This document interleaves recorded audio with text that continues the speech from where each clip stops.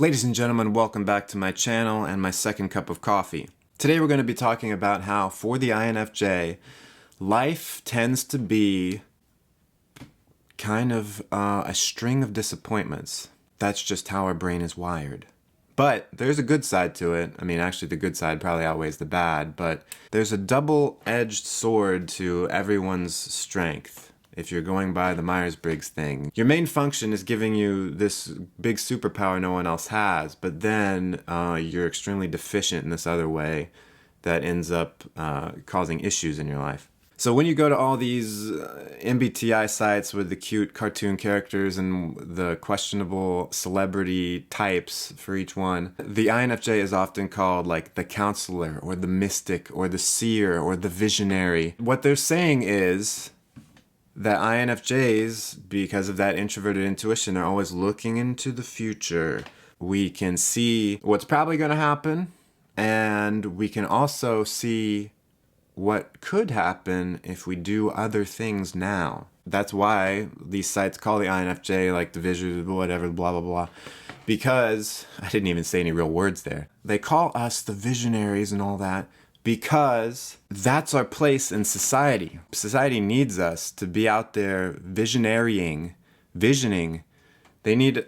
Society needs us out there to help other people to see where we can go to a better place. INFJs, man, we're very idealistic, which opens us up to being like hurt all the time. But the world needs idealistic people because it's a cynical world. So this being a visionary could either be, you know, these sites, what kills me about it is that they, like every type, I don't know who's writing this stuff, but every type, it's like, this type would be great to lead a movement or to be an agent for social change. And it's like, well, if everyone is like that, then they'll hold up these huge figures like Martin Luther King and Gandhi. And it's like, well, I don't want to be a big leader like that, you know? Yeah, INFJ could be as big of a thing as, I can see where we all as humanity need to go.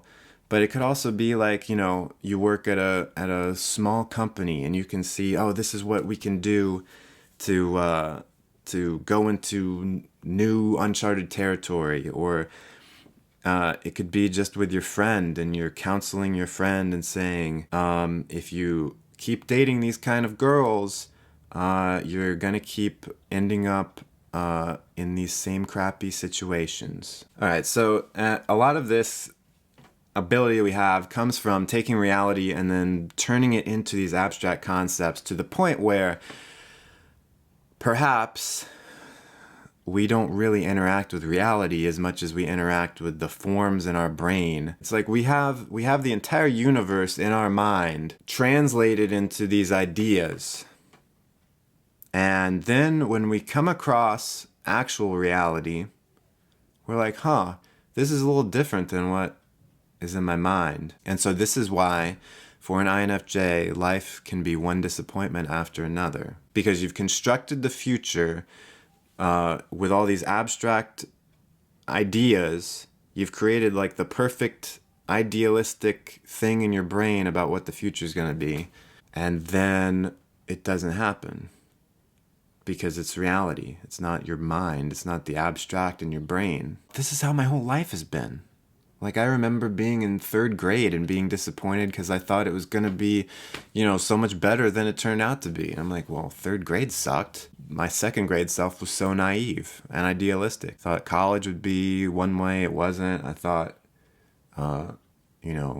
relationships would be one way, they weren't. The world is such a vivid place, maybe almost oversaturated in my imagination where that intuition is. The world, the universe, how it works makes so much sense, and it's like this beautiful tapestry of interconnected meanings. And then I come face to face with reality, and it's like this grainy, desaturated, messed up version of what's in my brain. It can make you constantly disappointed, constantly hurt, and like you don't even want to venture out into reality because you know after a while you learn this ain't my mind is, and there's a disconnect between my brain and the world. There's a big disconnect. It affects all parts of our lives, really. Maybe this is why a lot of us feel like we're struggling to like relate to other people, because we build up this thing in our mind of what people are. Oh, people are this. And then we meet people and we're like, oh, they're not that. Or even like, oh, I am this. And then it turns out I'm not that in reality, which is perhaps the most shocking thing of all.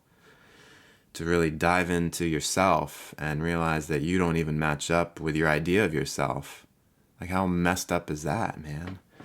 But at least we can recognize it, and then we can, I think that's why we are obsessive about self-improvement, is because we never really live up to our expectations of ourselves, and we're constantly disappointed by the reality. And it seems to me that there's no way to fix it except to just remind yourself that what's in my imagination is not real life, and it serves a purpose, but I can't let it dictate my expectations for what reality is going to be. You just have to realize that there is that disconnect, and you don't want to kill your idealism. You don't want to kill your ability to see what things could be, but you also have to just be conscious and aware of it, that that's not how things are. Temper it a little bit. Learn to not be so disappointed with reality by just tempering your expectations. Let me know what you think about all this. Leave a comment below.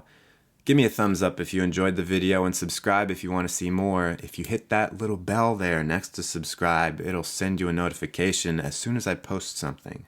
Alright, so until the next video, stay cool.